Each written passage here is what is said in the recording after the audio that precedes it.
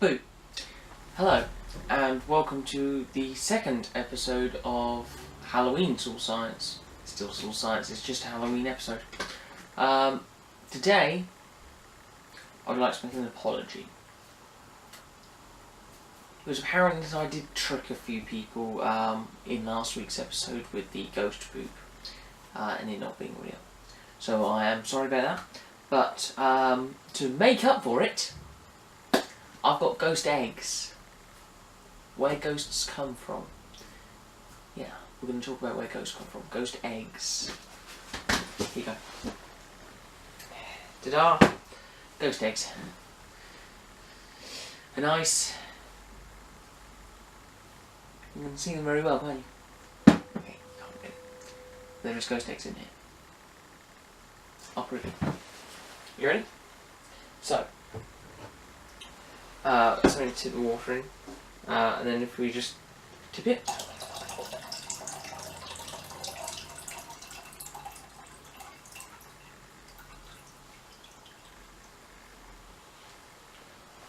and there, see if you can get a better view, we have ghost eggs.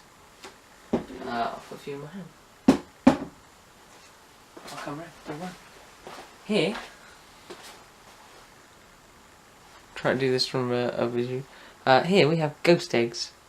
Oh, ghost eggs. And that is where ghosts come from. And the reason you know they're ghost eggs, because obviously I've got quite a few in this jar.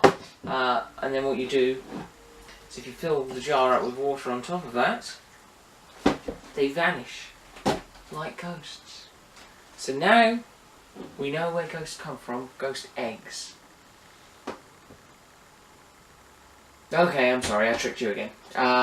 These aren't really ghost eggs. But it's quite sciencey. The reason they go invisible is it has the same refractive index as water, because what these things are mostly water. I'll show you how we set this up, and then I'll talk a bit more about science. Okay? So, we start with an empty jar. Then, we get one of these little packets out of this tub called jelly beads. Sometimes they're called jelly marbles, but they're these little, I'll give you a closer shot of this, these little tiny sort of bead-like things down here, look. And they're what you need. So you need just the one packet. They contain about 5 grams in a packet. We order them in bulk, so we get a load of them. There'll be a link in the description where to buy them. But if we put these jelly beads, jelly marbles in one of these jars, now obviously if you look close enough you can see them in there.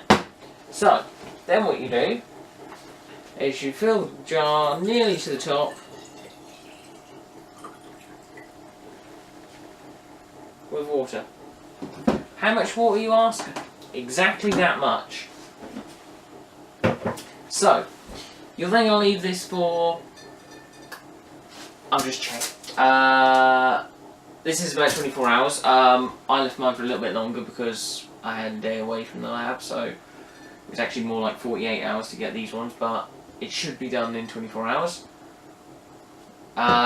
What happens is these beads, like with the crystals last episode, they absorb the water.